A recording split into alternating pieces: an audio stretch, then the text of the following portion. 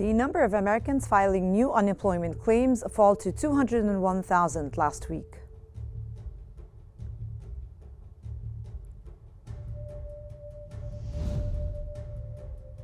The joint declaration of the 10th Trilateral Summit emphasizes strengthening trade and investment.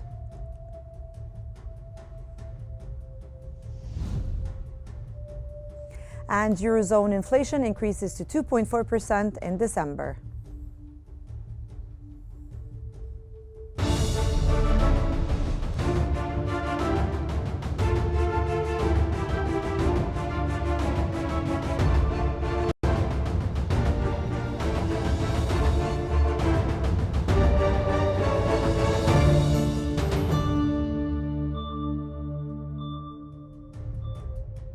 And welcome to Qnews Economic Bulletin, where we present the latest developments shaping the global economy.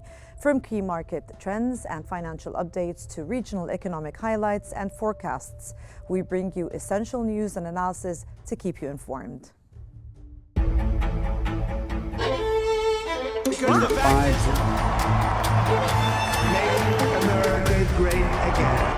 Have Joe Biden.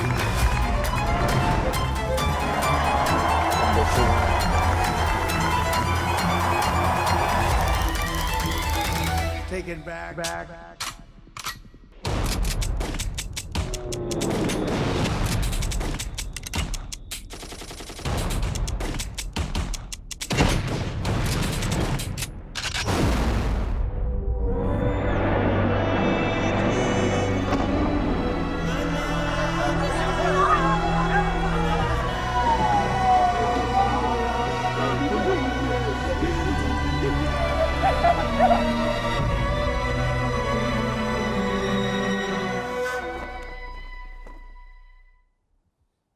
The U.S. Labor Department has revealed that the number of Americans filing new unemployment claims fell to 201,000 last week, marking the lowest level since February 2024.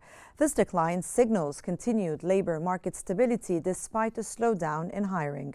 Economists had forecast 218,000 new claims, but the actual figures highlight a steady pace of low layoffs. The 4-week moving average of claims also dropped to 213,000, reflecting broader stability. However, sluggish hiring has resulted in longer unemployment spells for some. Continuing claims, a proxy for hiring activity, rose to 1.867 million in late December. The ADP National Employment Report has revealed the U.S. private payroll growth slowed sharply in December, with private sector jobs rising by 122,000 compared to 146,000 in November. This figure fell short of economists' expectations of 140,000 increase. The report, developed with the Stanford Digital Economy Lab, precedes the Labor Department's more comprehensive jobs report due Friday, which is expected to show a slowdown in overall job growth. Non-farm payrolls are projected to rise by 160,000 in December, down from 227,000 in November, while the unemployment rate is expected to remain steady at 4.2%.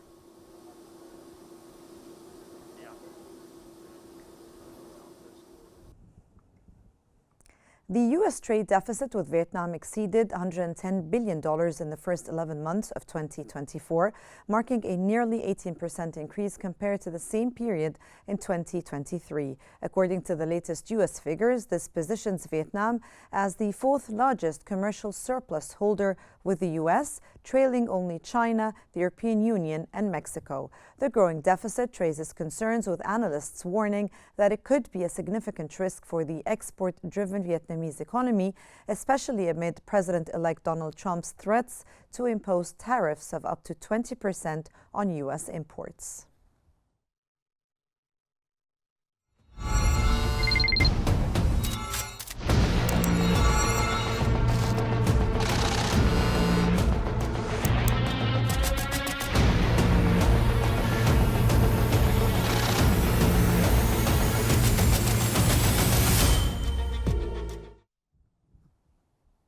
In the MENA region, Egypt's President Abdel Fattah el-Sisi, Prime Minister of Greece Kyriakos Mitsotakis, and the President of Cyprus Nikos Christodoulidis have participated in the 10th Trilateral Summit. Over the past decade, Greece and Egypt and Cyprus have advanced their trilateral cooperation across various domains, including energy, economics, defense, as well as their political and diplomatic coordination. This partnership has involved high-level exchanges and multiple summits to advance joint projects and initiatives.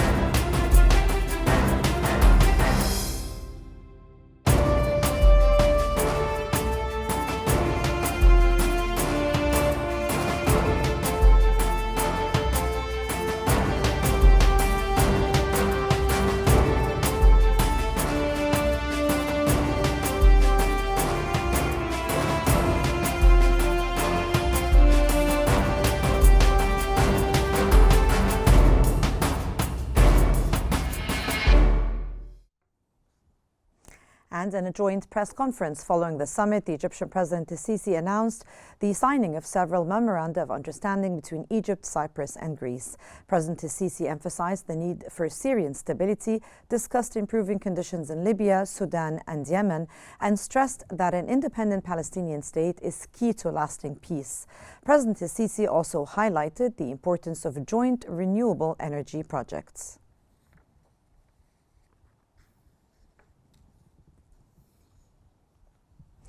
And the joint declaration of the 10th Trilateral Summit has emphasized strengthening trade and investments across technology, infrastructure, and sustainable development sectors. Energy collaboration took center stage with commitments to expand infrastructure for natural gas transportation and promote joint investments in energy aligning with the goals of the East Mediterranean Gas Forum. It also highlighted plans to accelerate renewable energy projects, focusing on innovation and knowledge sharing to bolster environmental and economic resilience. The tourism sector emerged as a priority, with the three nations agreeing to enhance tourism flows and develop joint programs to boost local economies.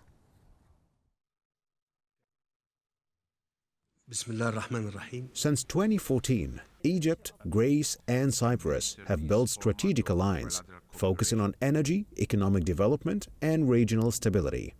Over the past decade, the three nations have strengthened ties across energy, economy, defense and political coordination. Key achievements include the Africa-Europe undersea cable project, connecting Egypt, Cyprus and Greece with 1,396-kilometer power link, and the Grigi Green Energy Initiative aimed at transmitting 3,000 megawatts of renewable energy. The partnership has also advanced Eastern Mediterranean gas exploration, solidifying their roles in energy distribution while enhancing maritime security through naval cooperation. Joint military exercises have further contributed to regional stability, and agreements in tourism and cultural preservation have deepened people-to-people connections. At the 10th Trilateral Summit held currently in Egypt, leaders highlighted continued collaboration amidst evolving geopolitical challenges. with energy, particularly natural gas and electricity interconnectivity, remaining a key focus. Additionally, memorandums of understanding in healthcare, port development, IT, and investment are announced to be signed, underscoring their commitment to economic integration. This summit reaffirms the enduring value of the strategic partnership, with the next summit scheduled to take place in Cyprus during its presidency of the EU Council in 2026. And joining us from Cairo is Mr. Mohammed Izzeddin, the managing editor of Al Ahram newspaper, to discuss the 10th Trilateral Summit. And welcome to Qnews, sir, and welcome to the Economic Bulletin. Let me start off by asking you, how significant is the timing of this summit, and what impact does it have on the regional economic stability and cooperation between Egypt, Cyprus, and Greece?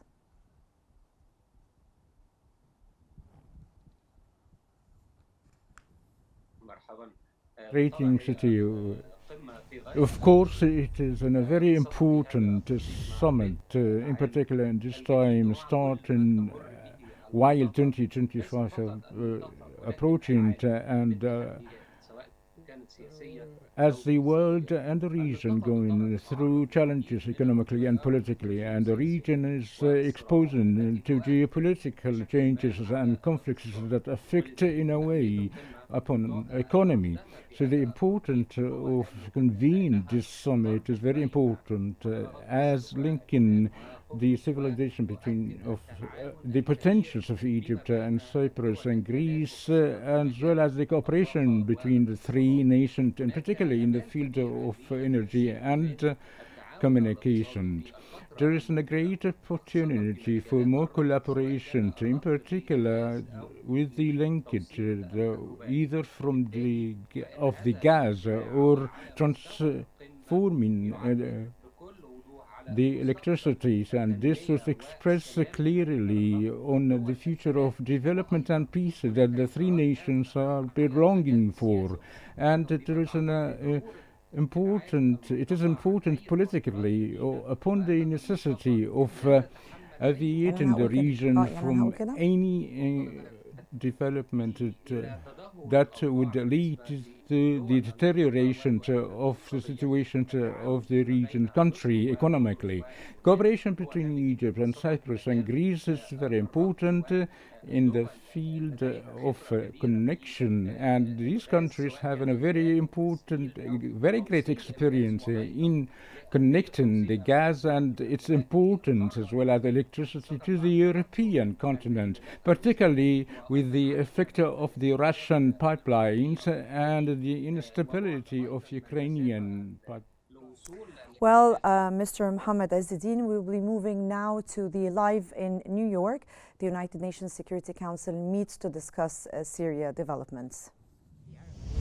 Calls for further efforts to address the current humanitarian crisis in Syria, to provide humanitarian support to the Syrian people, including by cooperating with relevant UN agencies. We also call for supporting reconstruction and for providing the necessary political, living, and humanitarian conditions to start a voluntary, safe, and dignified return for Syrian refugees and IDPs, and provide all necessary support in cooperation with relevant UN agencies. And we call for providing further resources to UN mechanisms, including the Syrian Humanitarian Response Plan that is still underfunded. In conclusion, Mr. President, the Arab Group reaffirms its position vis-à-vis supporting Syria and not abandoning Syria. The security of Syria is a main cornerstone of our Arab national security, and we will maintain and protect the security of Syria as we maintain and protect the security of our countries. We will continue to stand with the Syrian people until they achieve their aspirations to a stable and prosperous country as soon as possible. Thank you, Mr. President. I thank the representative of Egypt, and I now give the floor to the representative of Iran. In the name of God, the compassionate, the merciful, Mr. President, I extend my heartfelt congratulations to Algeria on assuming the presidency of Security Council this month. I also warmly congratulate the newly elected council members, Denmark, Greece, Pakistan, Panama, and Somalia on their election. Additionally, I'll take this opportunity to express my appreciation to the outgoing elected members, Ecuador, Japan, Malta, Mozambique, and Switzerland for their dedicated and commendable efforts during their 2 years, tenure on the Council. We thank Mr. Peterson, the Special Envoy, and Mr. Fletcher, the Under Secretary, for their insightful briefing. Mr. President, on the ongoing situation in Syria, I wish to make the following points. First, the Islamic Republic of Iran reaffirms its steadfast...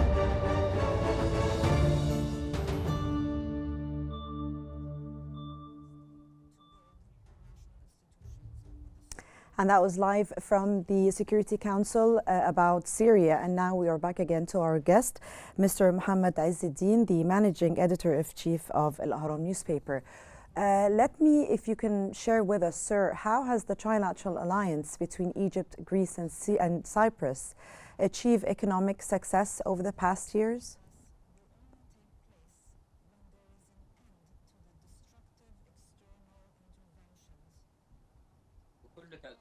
Certainly. It is very clear. In particular, in 2022, Europe was suffering grossly over the gas supply. Egypt played a great role through importing the gas and liquefied and send it to Europe. And the liquefying to Europe and to send it to Europe, and it was a great step of the trilateral cooperation in the region in the field of gas is very important. Also, there are projects of electrical linkage and connection to connect the electricity with Europe from the nearest inlet.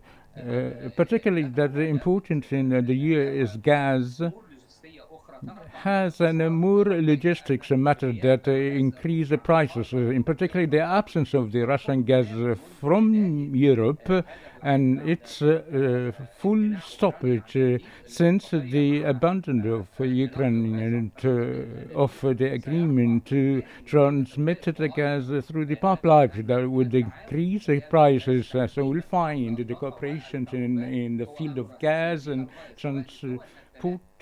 transmitting electricity is very important for the either for the three countries and Europe that contribute in the stability and the cooperation economically with Europe in general.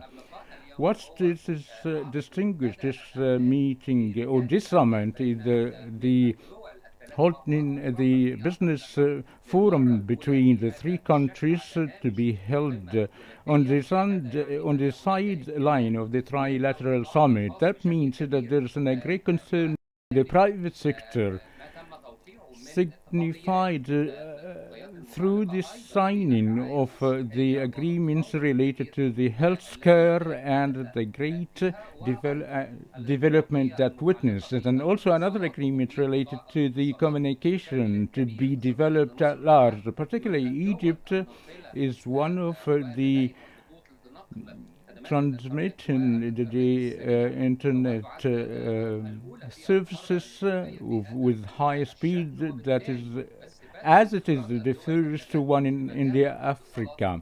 So Mr. Mohammed, let me, if you can shed some light please with us, and what are the expected economic benefits for Egypt and Cyprus and Greece from the enhanced collaboration in energy projects and sustainable development as highlighted in the declarations?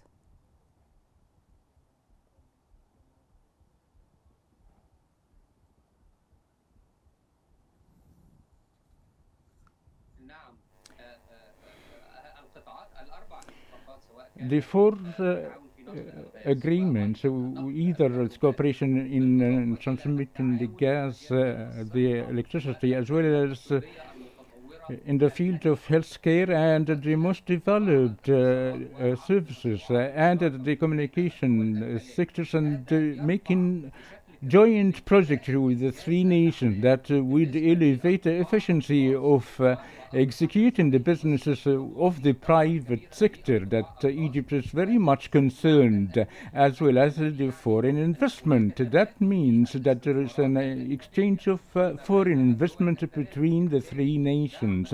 Therefore, supporting the budget, activating the market at large, and to provide services for third parties through the joint project to be established between the three countries. So whether there are already made agreements between the economic institutions and the government, as well as the private sector, and the business forum attendance by the private sector on the sideline of the summit indicates of the joint investment and contribution between the three countries. That means there is an overseeing the economic burden and turbulence throughout the world, and innovative ideas to overcome these challenges, as well as the deficit the pressures of inflation, and not to rely on the U.S. increasing rate with the policy of protectionism, particularly in the field of trade, services, and the primary commodities. Mr. Mohammed Azzeddine, the managing editor of Al Ahram newspaper, thank you so much for being with us, and thank you for sharing your insights. And now we move to the latest developments from around the world.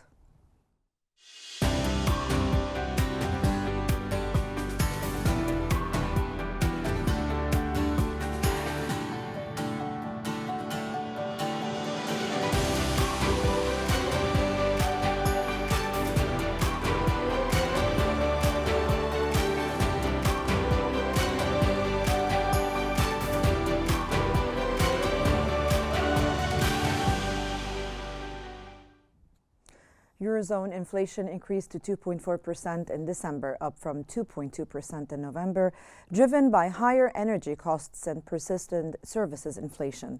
Despite this uptick, the European Central Bank remains on track for further interest rate cuts, with inflation expected to align with the ECB's 2% target in the second half of 2025. However, underlying inflation, particularly in services, remains sticky, prompting caution. Investors are pricing in a rate cut on January the 30th, but market expectations for continuous cuts through June have eased.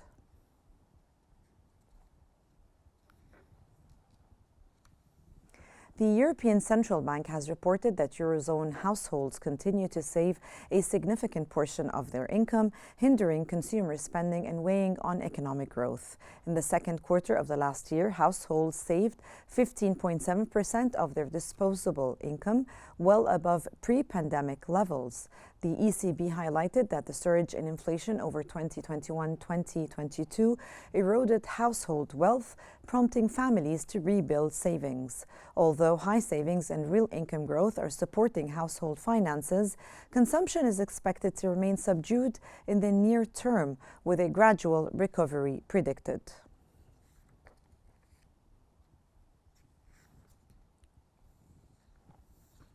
The Federal Statistics Office has reported that German retail sales fell unexpectedly in November, despite hopes for a boost from pre-Christmas promotions like Black Friday and Cyber Monday.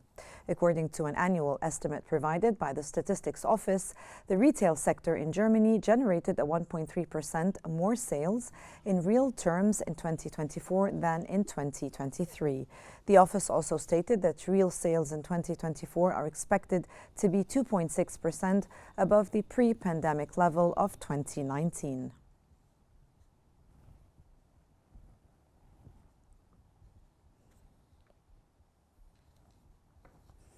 And moving to Asia, the National Development and Reform Commission has announced that China will expand its consumer goods trade-in program and increase funding support for equipment upgrades. The number of home appliance categories eligible for subsidies will rise from 8 to 12 in 2025, with subsidies reaching up to 20% of the sales price.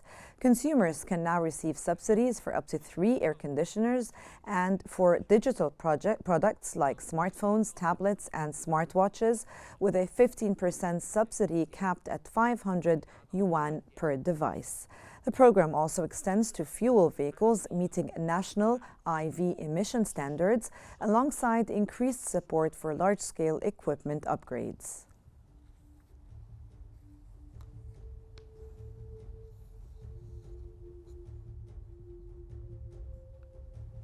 And that's all for now, and here's a wrap-up of what we have covered. The number of Americans filing new unemployment claims falls to 201,000 last week.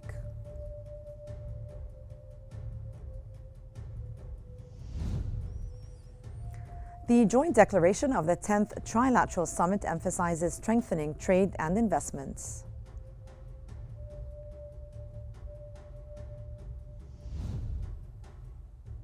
And Eurozone inflation increases to 2.4% in December.